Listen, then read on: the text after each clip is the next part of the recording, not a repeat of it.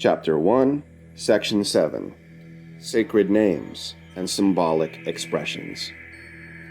The prayers, also, what do they mean when they speak of the one coming forth to light from the slime, sitting on the lotus blossom, sailing in a boat, changing forms according to the season, and assuming a shape according to the signs of the zodiac? For so this is said to be seen as the autopsius, and they unwittingly attribute to the divinity a peculiar incident of their own imagination. If, however, these expressions are uttered figuratively and are symbolic representations of his forces, let them tell the interpretation of the symbols. For it is plain that if they denote the condition of the sun, as in eclipses, they would be seen by everyone who looked towards it intently. Why also are terms preferred that are unintelligible? And of those that are unintelligible, why are foreign ones preferred instead of those of our own language? For if the one who hears gives attention to the signification, it is enough that the concept remains the same, whatever the term may be. For the divinity that is invoked is possibly not Egyptian in race, and if he is Egyptian, he is far from making use of Egyptian speech, or indeed of any human language at all.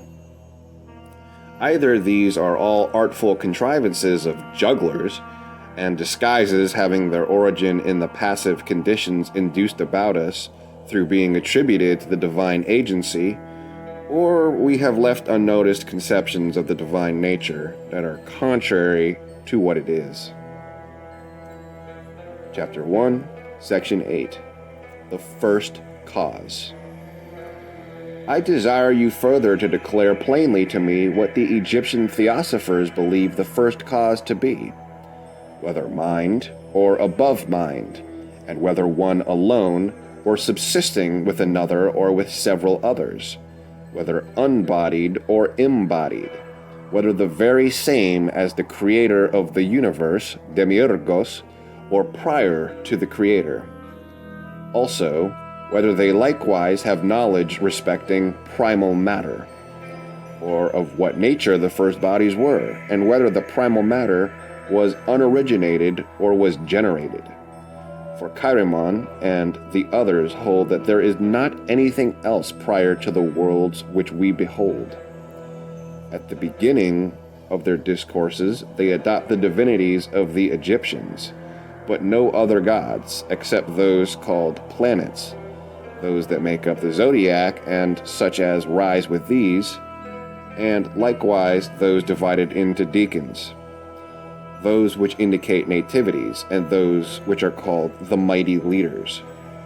The names of these are preserved in the almanacs, together with their routine of changes, their risings and settings, and their signifying of future events.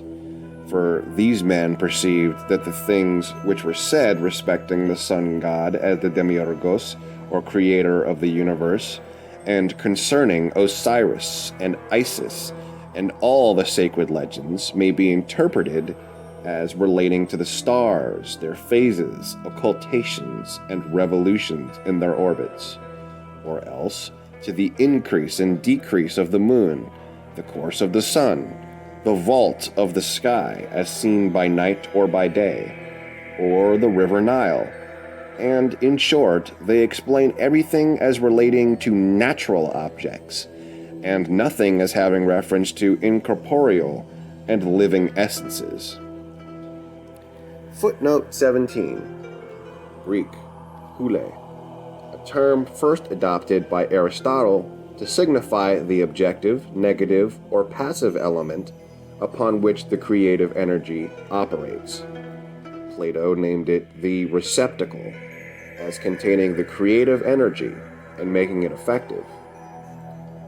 Footnote 18. Plutarch comments somewhat severely upon the mode of interpretation. In his treatise on Isis and Osiris, he remarks that some individuals do not scruple to say that Osiris is the sun, Isis no other than the moon, and that Typhon is fire or drought or the ocean.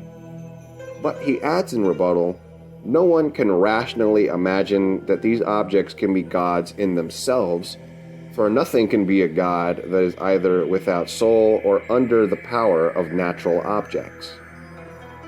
He also remarks that there is an excellent saying amongst philosophers that they who have not learned the true sense of words will also mistake in the things that are meant.